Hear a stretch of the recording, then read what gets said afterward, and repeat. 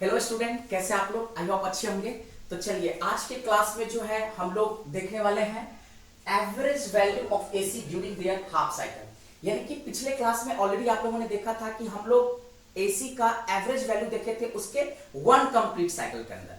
That means आप यहां पे देख सकते हैं एसी का, जैसे ये हमने लिया 0, तो ये एसी का क्या हो गया, एक कंप्लीट साइकिल हो गया। यानी कि ये हो गया हमारे पास t/2, तो ये हो गया हमारे पास t। तो हमने पिछले क्लास में दैट मींस पिछले लेक्चर में जो देखा था वो 0 से लेकर के t तक एसी का एवरेज वैल्यू कितना है। एवरेज वैल्यू का मतलब होता है कि जब एसी कोई भी ऑल्टरनेटिंग करंट जब अपने एक कंप्लीट साइकिल को कंप्लीट करता है तो उसके अंदर चार्ज का एवरेज वैल्यू कितना होता है। That means average flow of charge कितना होता है, क्योंकि current flow of charge per unit time, तो एवरेज फ्लो ऑफ चार्ज कितना होता है उसी को हम लोग एसी का एवरेज वैल्यू कहते हैं। तो पिछले लेक्चर में हम लोगों ने वन कंप्लीट साइकिल के अंदर देखा था कि एसी का एवरेज वैल्यू कितना होता है। लेकिन आज के क्लास में जो है इसी एसी का एवरेज वैल्यू देखेंगे, लेकिन इसके हाफ साइकिल में देखेंगे। हाफ साइकिल का मतलब क्या हो गया, इस 0 से t/2 के इस टाइम इंटरवल के अंदर देखेंगे। कहां से कहां तक हम एसी का एवरेज वैल्यू देखेंगे, 0 से t/2 साइकिल के अंदर। तो इसी चीज को हम दूसरे तरीके से कह सकते हैं relation between average current and peak current. I not का मतलब होता है पीक, पीक का मतलब होता है मैक्सिमम। तो यहां पे हम आपको लिख भी देते हैं, आई नॉट का मतलब होता है पीक वैल्यू। पीक वैल्यू का मतलब हो गया मैक्सिमम वैल्यू, यानी कि पीक करंट यहां कह सकते हैं मैक्सिमम करंट, और एसी का एवरेज करंट यानी कि एवरेज करंट और पीक करंट में क्या रिलेशन है, या इसी चीज को हम लोग कह सकते हैं average value of AC during their half cycle, that is from 0 से t/2। तो बिल्कुल पैटर्न वही रहेगा जैसे पिछले क्लास में हम लोगों ने ड्राइव किए थे। Let us we can see, चलिए देखते हैं। ऑलरेडी आप जानते हैं जैसे कोई भी एसी सर्किट है हमारे पास, ऑब्वियसली यहां पे हमने साइकिल दिखा रखा हूं जो कि 0 से t/2 और t है, ठीक है। तो हम क्या लिखेंगे, एस WKT जहां कहीं भी लिखते हैं इसका मतलब होता है वी नोडेड। WKT का मतलब क्या होता है, वी नोडेड। जैसा कि हम लोग जानते हैं इंस्टेंटेनियस करंट, किसी भी इंस्टेंट पे करंट का एक्सप्रेशन क्या होगा, तो I इज इक्वल टू हम क्या लिखते हैं, I not sine omega T. ये हमारा इंस्टेंटेनियस करंट का एक्सप्रेशन है। अब यहीं पे सोचिए, अगर कोई भी सर्किट हो गया, सपोज करते हैं जैसे हम यहां पे एक सर्किट ले लेते हैं। ऑब्वियसली हर सर्किट के अंदर कंडक्टर लगा होता है, उसका कुछ ना कुछ रेजिस्टेंस पावर होता है। तो इसको हमने किससे कनेक्ट कर दिया हो, कोई भी एक एसी सोर्स से कनेक्ट कर दिया। मान लेते हैं इसका रेजिस्टेंस R है, तो इंस्टेंटेनियस ईएमएफ का एक्सप्रेशन होता है E not sine omega T. Obviously अब यहां से कोई भी एसी जब सप्लाई होगा, करंट जब सप्लाई होगा, तो किसी भी इंस्टेंट पे करंट का expression I not sine omega T हो जाएगा। अब मान लेते हैं कि स्मॉल टाइम के लिए अगर उस सर्किट के अक्रॉस करंट को हमने कांस्टेंट कर दिया, यानी कि बहुत ही स्मॉल टाइम dt टाइम के लिए, जैसे इसको हम एक ग्राफ के जरिए आपको दिखा देते हैं, ठीक है। तो आप यहां पे देख सकते हैं इस ग्राफ के अंदर मैंने क्या बोला कि जब भी करंट पास होगा आपको स्मॉल टाइम dt के अक्रॉस करंट के वैल्यू को कांस्टेंट मानना। तो आप यहां पे भी ग्राफ में देख सकते हैं, जैसे ये ऑल्टरनेटिंग करंट फ्लो हो रहा है, ये हमारे पास क्या है पाई 2 तो ये ऑब्वियसली π/2, और पाई में क्या करेंगे, π/2 को ऐड करेंगे तो 3π/2 हो गया, ये ओमेगा टी है, ठीक है। अब मान लेते हैं छोटा सा टाइम, स्मॉल टाइम dt, आप यहां पे दिखा सकते हैं जैसे यहां पे ग्रेजुअली करंट क्या हो रहा है, फ्लो हो रहा है। तो किसी भी इंस्टेंट, बहुत ही स्मॉल ड्यूरेशन ऑफ टाइम के लिए किसी इंस्टेंट पे हमने करंट को क्या कर दिया, स्मॉल टाइम के लिए करंट के फ्लो को कांस्टेंट कर दिया। लेकिन फिर भी करंट का वैल्यू तो कांस्टेंट है, लेकिन चार्ज तो फ्लो होगा। तो हम पहले dt के अक्रॉस क्या निकालेंगे, चार्ज का वैल्यू निकालेंगे, जो कि आप यहां पे ग्राफ पे देख सकते हो। तो यहां पे लिखेंगे let if the flow of current remains constant for very small time dt, यानी कि स्मॉल टाइम dt के अक्रॉस करंट को क्या कर दिया, कांस्टेंट, करंट को क्या कर दिया, कांस्टेंट स्मॉल टाइम के across dt, then the flow of charges will be dq, क्योंकि आप जानते हो I इज इक्वल टू क्या होता है, q बाई टी। तो ऑब्वियसली dt के क्रॉस जो चार्ज होगा वो कितना हो जाएगा, dq। तो dq इज इक्वल टू हम क्या लिख सकते हैं, I dt। Okay,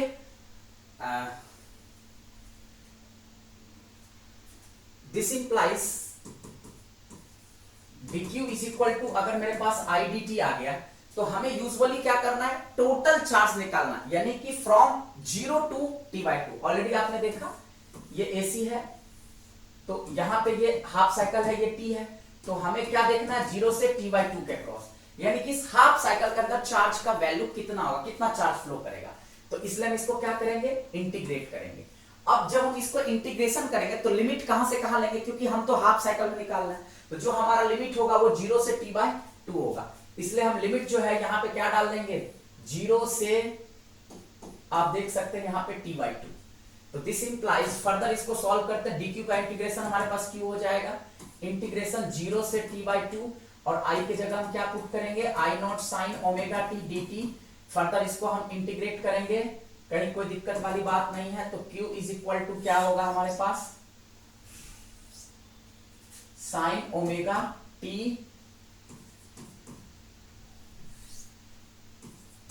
dt। Okay, तो this implies q is equal to हमारे पास क्या हो जाएगा, I0 कांस्टेंट बाहर निकालेंगे, 0 से t/2, ये हमारे पास क्या हो जाएगा, sin ओमेगा t dt। तो this implies q is equal to I0। अब देखिए sin ओमेगा t dt का इंटीग्रेशन क्या होगा, ऑलरेडी हम बता रखे हैं, यहां पे हम आपको साइड में दिखा देते हैं। sin ओमेगा t dt का जो इंटीग्रेशन होता है वो हमारे पास हो जाता है minus cos omega t divided by omega. तो ये हमारे पास integration sin omega t dt का होता है minus cos omega t upon omega. तो वेरी गुड, यहां पे क्या हो जाएगा हमारे पास, minus cos omega t upon omega, और लिमिट हमारे पास 0 से कितना हो जाएगा, t/2, क्योंकि हम हाफ साइकिल के क्रॉस निकाल रहे हैं। वेरी गुड, तो this implies q is equal to, देखिए ओमेगा को हम बाहर ले सकते हैं, I0 अपॉन ओमेगा, ये हमारे पास क्या बचेगा, minus cos omega t, limit 0 से t/2। तो this implies q is equal to I0 upon omega. अब यहां पे देखिए माइनस कॉस ओमेगा, इस t के जगह हमें क्या करना, अपर लिमिट को डालना है, तो हम क्या डालेंगे यहाँ पे, t/2। माइनस तो यूजुअली है, माइनस होता है क्योंकि upper limit minus lower limit होता है। तो माइनस कॉस ओमेगा, t के जगह हमने अपर लिमिट डाला t/2, माइनस, क्योंकि upper limit minus lower limit minus, और ऑलरेडी इसमें तो माइनस साइन है, तो माइनस कॉस ओमेगा, और इस t के जगह क्या डालेंगे, लोअर लिमिट इनटू क्या डालेंगे, 0। तो हमारे पास जो एक्सप्रेशन निकल के आएगा q इज इक्वल टू, वो I0 बाई ओमेगा, ये क्या हो जाएगा, माइनस कॉस ओमेगा t/2, और माइनस माइनस प्लस हो जाएगा हमारे पास। देखिए ओमेगा को 0 से मल्टीप्लाई करेंगे 0, तो ऑब्वियसली कॉस 0 का वैल्यू कितना होता है, 1, तो माइनस माइनस प्लस, यहां पे क्या हो जाएगा, 1। दिस इंप्लाइज, हम यहां पे क्या लिखेंगे, जो हमारे पास q निकल करके आया वो I0 बाई ओमेगा आया, I0 बाई ओमेगा आया, और हमारे पास उधर क्या था, minus cos omega into t/2 plus 1।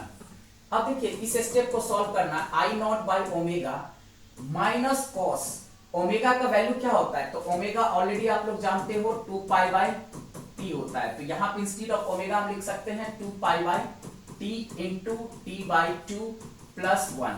तो very simple, I0 upon omega, ये t से t कैंसिल आउट हो जाएगा, और ये 2 से 2 भी क्या हो जाएगा, कैंसिल आउट हो जाएगा, तो माइनस कॉस पाई प्लस 1 बचेगा। तो I0 अपॉन ओमेगा, देखो कॉस पाई थीटा के केस में जो पाई का वैल्यू होता है वो 180 डिग्री होता है, लेकिन वहीं पे नॉर्मली जो पाई का वैल्यू होता है वो 22/7, जिसको हम 3.14 भी कहते हैं। तो थीटा के केस में पाई का वैल्यू 180 डिग्री, और कॉस 180 का वैल्यू कितना होता है, तो आप लोग जानते हो कॉस 180 डिग्री का वैल्यू होता है -1, तो माइनस माइनस क्या हो जाएगा, +1, 1 + 1, तो ऑटोमेटिकली क्या हो जाएगा, ये हमारे पास, हम इसको डायरेक्ट लिख सकते हैं 2I0 बाई ओमेगा, और I0 2I0 अपॉन ओमेगा का वैल्यू 2π/t, तो आप यहीं पे देख सकते हैं 2I0 into T divided by 2 पाई, 2 से 2 कट गया, तो हमारे पास जो एक्सप्रेशन निकल के आया वो क्या निकल के आ गया, I0 t अपॉन पाई। तो हमारे पास जो Q का वैल्यू निकल के आया वो क्या निकल के आया, I0 t अपॉन पाई। इस रिलेशन को हमें क्या करना है, ध्यान रखना। अब हमें निकालना है करंट का एवरेज वैल्यू, तो वेरी सिंपल, आप देखिए करंट का एवरेज वैल्यू क्या होगा, हम लिखेंगे नाउ I एवरेज, तो I is equal to Q by T, Q by usually क्या होता है T, तो I average is equal to हम क्या लिख सकते हैं, Q का वैल्यू हमारे पास कितना था, अभी तुरंत हमने देखा Q का वैल्यू हमारे पास निकला I0 t upon pi divided by T.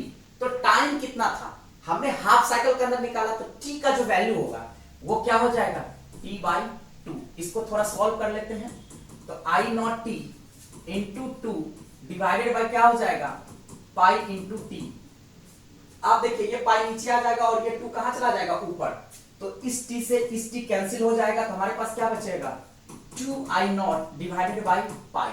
अब यहीं पे देखिए 2I0 अपॉन पाई की जगह क्या डालेंगे, 22 बाई 7, 2 11 कट जाएगा, तो ये क्या हो जाएगा 7I0 डिवाइडेड बाई 11, यानी कि हमारे पास वैल्यू क्या आ जाएगा 7I0 डिवाइडेड बाई 11। तो हमारे पास जो आ गया, this implies I average is equal to 7 by 11 I0। इसमें कहीं कोई दिक्कत नहीं है। अब 7 को 11 से डिवाइड करेंगे तो इसका जो वैल्यू निकल के आएगा वो क्या हो जाएगा हमारे पास 0.637 I0।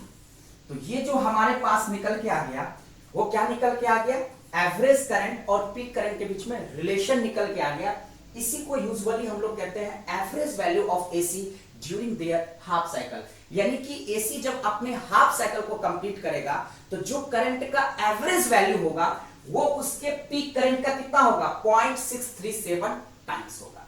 या आप डायरेक्ट इसको लिख सकते हो I average is equal to जो हमारे पास एक्सप्रेशन आया है वो आया है सिंपली 2I0 बाई पाई, या तो 2I0 बाई पाई लिख सकते हो या I average is equal to 0.637 times of peak current. तो ये तो हमारे पास एक्सप्रेशन, इसको एक्सप्रेशन निकल के आ गया कि एसी का एवरेज वैल्यू उसके हाफ साइकिल में कितना होगा। अब आप ये सोचिए कि जहां कहीं भी करंट है तो वहां पे पोटेंशियल है, दैट मींस ईएमएफ है। तो इसी के रेस्पेक्टिव में जो average EMF of AC during their half cycle होगा तो उसको फर्दर हमें ड्राइव करने की रिक्वायरमेंट नहीं है, क्योंकि उसका जो डेरिवेशन होगा वो भी इसी तरीके से होगा। तो हम इसी चीज को क्या करते हैं, यहाँ पे डायरेक्ट नोट करके लिख देते हैं, क्योंकि ये रिलेशन भी बहुत इंपॉर्टेंट है। जो हमारे पास एवरेज ईएमएफ होगा वो ऑब्वियसली क्या होगा, 2 times of peak EMF divided by pi, जिसका वैल्यू हो जाएगा हमारे पास 0.637 ऑफ ईएमएफ नॉट। तो यहां पे हम, ये हमारे पास डाटा निकल के आ गया, यहां पे लिख सकते हैं hence EMF average is equal to 0.637 of EMF naught, यानी कि एक तरह से हमारे पास क्या निकल गया, average EMF and peak EMF of AC during their half cycle. इसको हम यहीं पे लिख भी सकते हैं, ये हमारे पास क्या है, एवरेज ईएमएफ